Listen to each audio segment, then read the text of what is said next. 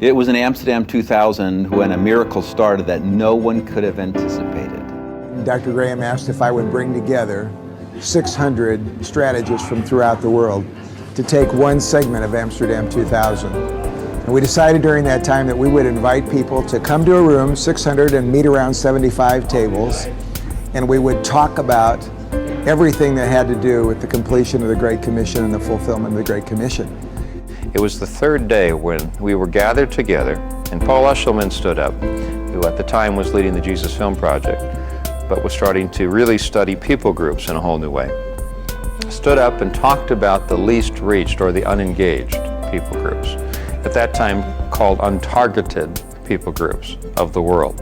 And there was about 230. Well, that's when Bruce Wilkinson came to the platform. He was working with Paul emceeing the whole meeting. He came up to the microphone and said, there shouldn't be any untargeted people groups in the world. Just the idea that there would be untargeted people groups means we're not doing our job. I said, we lead the vast majority of the Earth's Christian army in this room. And if we decided together today, let's finish it. And there was a growing sense in the room that this is something that was deeply on God's heart, and that He had given the body of Christ everything that was needed to reach these people groups. And eventually I challenged the people and said, why don't you get around with a group from your organizations from all over the world and take a look at all those sheets of all the unreached people groups, and why don't you pick the ones you feel God is calling you and your organization and take ownership of this. And so he said, if you'll take 1, 2, or 5, come up and shake Paul's hand and say, we're taking 2 from our organization. One person said, well, I'll take 1. Another person said, I'll take 3. And another guy said, I'll take 10. He was a layman, he didn't know what he was talking about. But to his credit, I met him out in India doing it. And I just stood back and watched God tap people's hearts here. People came up, some of them were weeping, they embraced each other, and they put their name, and you could see things were happening in the heavenlies at that moment. The blood of Christ was being applied to these groups that have yet to hear He died for them. It was this electric environment. I mean, really, it was one of the most exciting moments that we had experienced. And we got up to about 141 and nobody came. They were all done. There was no one else coming forward. I invited the men and women to consider coming forward again and making commitments if they felt God was leading them. A few did, and then it just stopped. I mean, it completely went quiet in the room. As exciting was all the euphoria over adopting them, I mean, the opposite end was the discouragement we all felt at the quiet, because it just stopped. And I stood back from the pulpit and was praying quietly, saying to the Lord, Lord, every time I've ever watched you do something, you never did it halfway. You always completed it. Whatever you want, please complete it. And I was with Steve Douglas, who just become president of Campus Crusade for Christ. We were at the table together. He was our table moderator. And he knew I was with YWAM.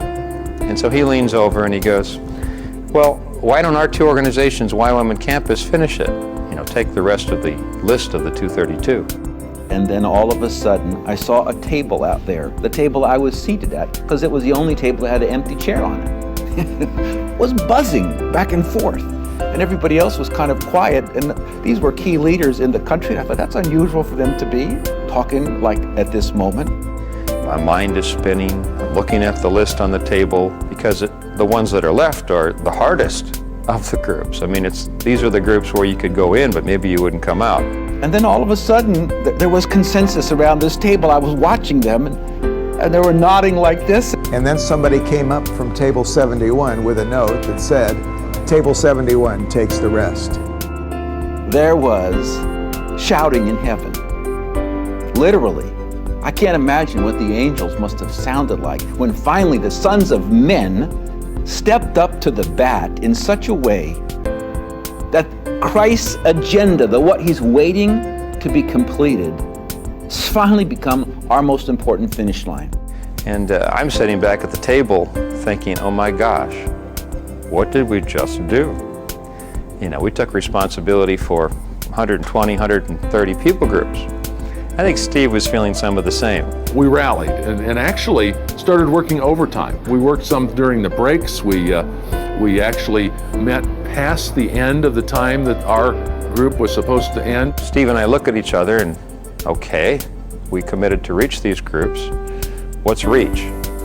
So we're trying to grapple with what are the key elements of what we call reach with these groups. And so we just named the obvious.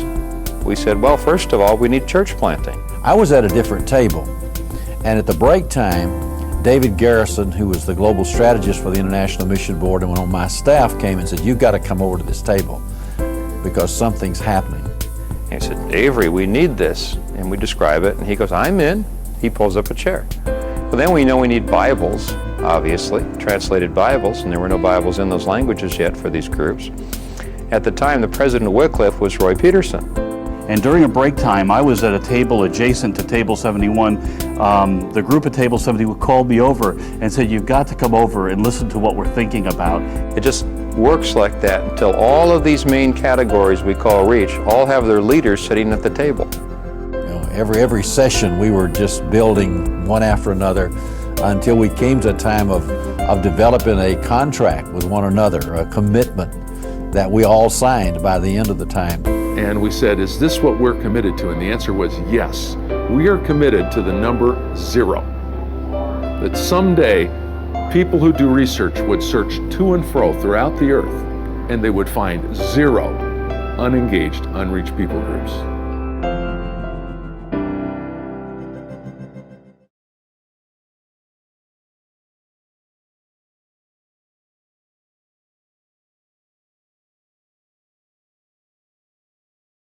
Good morning from Southern California here in the United States. It's a beautiful day here. I hope you're doing well wherever you are in the world this morning. I've often said that if I could choose any time in human history to be alive, I would choose right now. More people are alive than ever before, and more people are coming to Christ than ever before. It is absolutely a time of reaping, and the fields are ripe for the harvest. As we begin this conference, I want us to realize again that we build on the faith of those who have gone before us. It's the faith of those first disciples of Jesus. It's the disciples in every generation who have pioneered the expansion of the church and have led us to the unengaged people and places. And we give our thanks again to the churches of Korea that have helped sponsor so many of us to attend this global conference. We began the morning with a video of what happened at the Amsterdam 2000 conference. God touched us in a remarkable way. He seemed to impress us in our hearts and minds that the commitments that we were making at that time were holy promises to the Lord. And I would have to say that over these 20 years, there have been many reasons to quit. But what was begun at Amsterdam 2000 around Table 71 has continued to this very day. I believe you're going to be extremely blessed by what you hear during these sessions. The speakers are primarily practitioners. They've had years of experience, and some of them have been working in some of the toughest fields in the world. But they have seen God at work, and the global church continues to grow. Sometimes we get discouraged when we're at work and nothing seems to be happening. We may begin to believe that people aren't interested in knowing God. But in John chapter 4, Jesus tells us what to do. He says, lift up your eyes. The fields are ripe to harvest. And he's not just talking about a bush. He's talking about whole fields that are ripe to harvest. Right now, where you're sitting, put your chin down to your chest.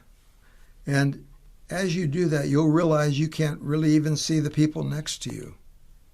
But when you lift your head up and turn it to the right or the left, you can see the possibilities of what could happen. If you're sitting by a friend or a neighbor or a family member or even a stranger right now, just pray silently for them. Bless them. Ask God to use them and meet their every need. Your word of encouragement might be just what they need for today. And on a global level, there are wonderful things that are happening daily for the cause of the kingdom. One morning a few months ago, I received an email from a friend of mine who works with a ministry called Global Media Outreach. They've been using the internet to reach out to people with the gospel. On May 18th of this year, he called me to tell me that later in the day they would likely pass a major milestone in their attempts to share the gospel on one of their 110 websites. Sure enough, that afternoon, their automatic counter passed the 2 billion mark. 2 billion people who had watched one or more of their gospel presentations since 2004. Equally as thrilling was the count of those who had checked a box on their computer or smartphone indicating that they had prayed a prayer to ask Jesus to be their personal Savior. 229 million people have checked that box on their computer or phone over the past 16 years. I asked them if more people have been seeking God since the pandemic began. He said that their count of people reading the gospel has increased from 350,000 a day to more than 500,000 per day.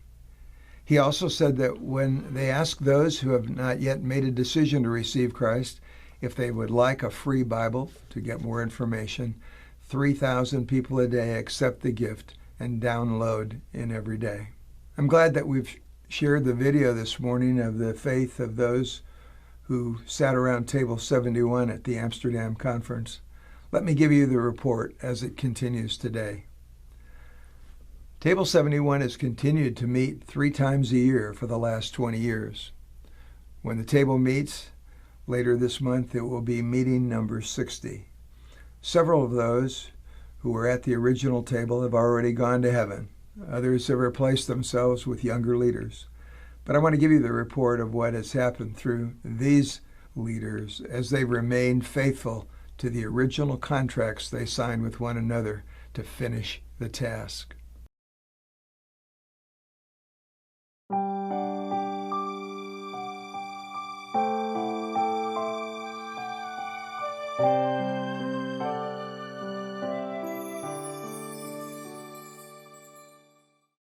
Before we get to the numbers, let me give you a few definitions. Finishing the task is a network of churches and mission organizations who are committed to the task of fulfilling the Great Commission. Its initial focus has been to recruit full-time workers to go to every people group in the world to make disciples, to do evangelism, and to plant churches. We decided to concentrate on those people groups that had no known followers of Christ, no translated scripture, no churches, and no Christian workers. They were called unengaged or untargeted groups because nobody was trying to contact them or to engage them with the gospel. The task we talked about was making disciples and teaching them to observe all things Jesus commanded us to do. However, the task we began with was just beginning the ministry in every unengaged people group. Between the year 2000 and 2005, Table 71 did research. We found that there were many more than 200 or so unengaged people groups that were first reported. In fact, there were almost 3,500 groups with over 750 million people that no one was even trying to reach. That was the heartbreaking thing for me.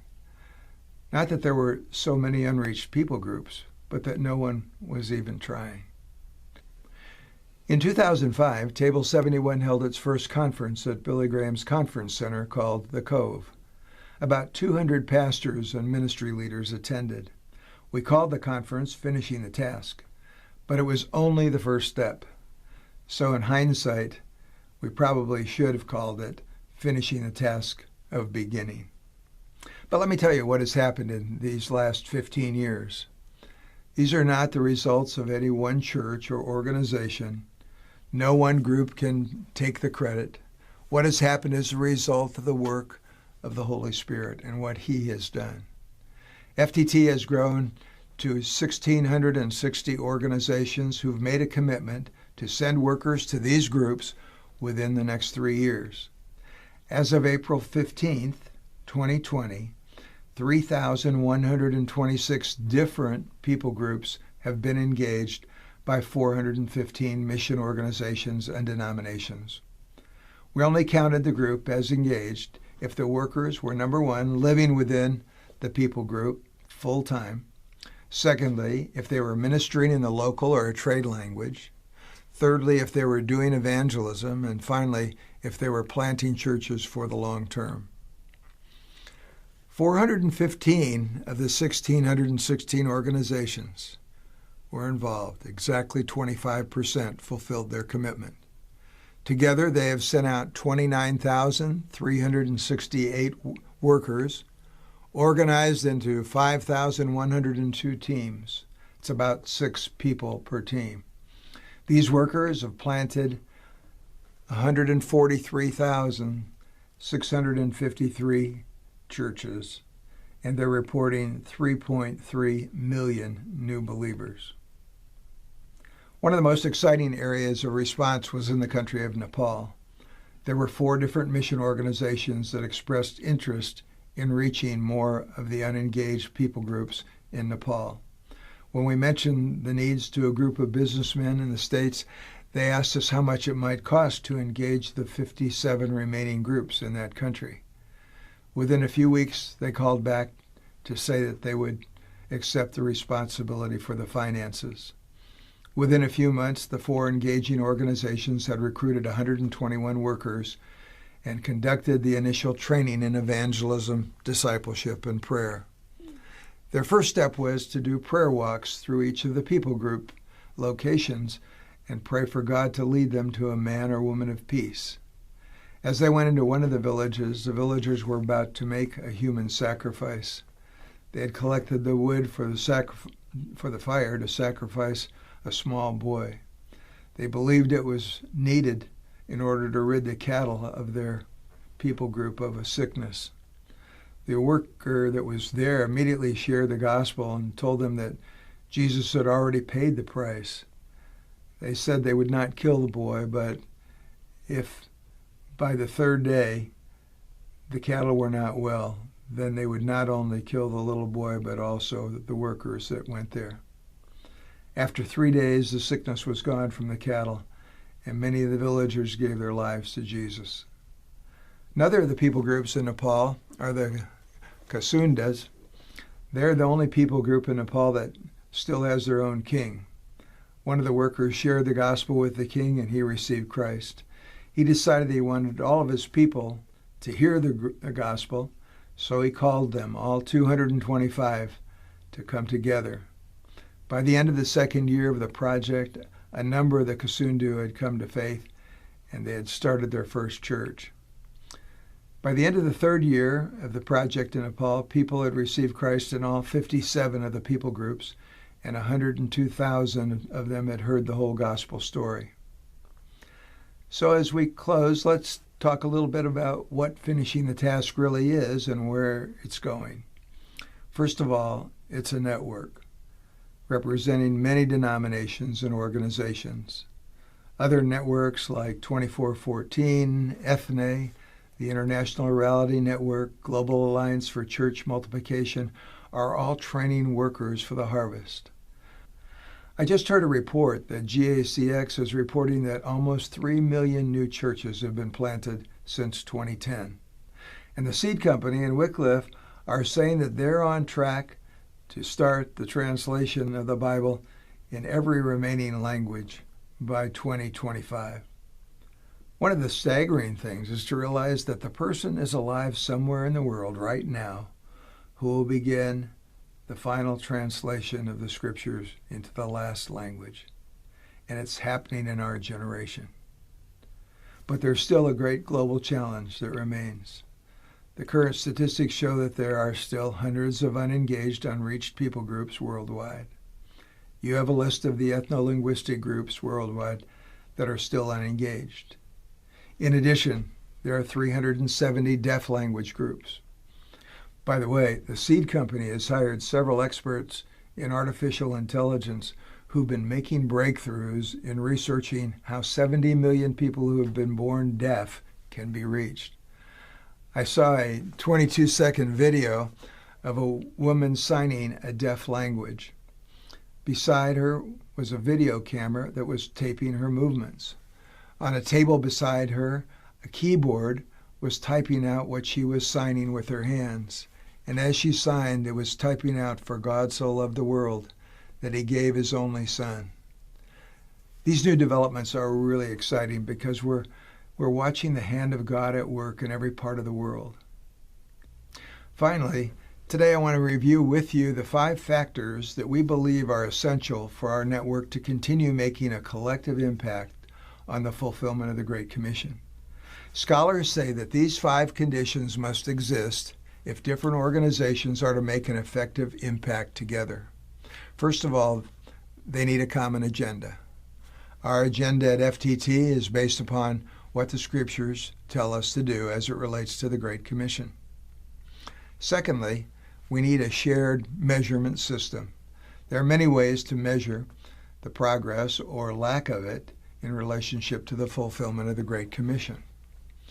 We have measured primarily whether the global church has been going into all the world. If not, where and to which groups must it still go? Thirdly, we need mutually reinforcing activities. FTT believes everyone has something to contribute. We've tried to help each organization go to those areas where it can be most effective, using its gifts and resources to make the greatest impact. Hundreds of partnerships have been established between those who have potential workers and those who have resources to help and support those workers.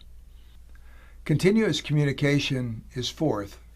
FTT has tried to maintain this with an annual conference where we could share best practices and latest lists of groups and places where workers are still needed. This has helped to eliminate duplication and highlight continuing needs. Finally, number 5 is a backbone support organization. Crew has supplied the backbone organization which I've had the privilege and joy of leading. This last year, after the death of my wife Kathy and the clear leading of the Lord, I felt the need to step aside. Pastor Rick Warren and Saddleback Church agreed to assume the leadership and backbone support of the Finishing the Task Network. This network was born supernaturally, and I look forward to supporting the ideas and people that will be drawn to the movement because of Pastor Rick's leadership.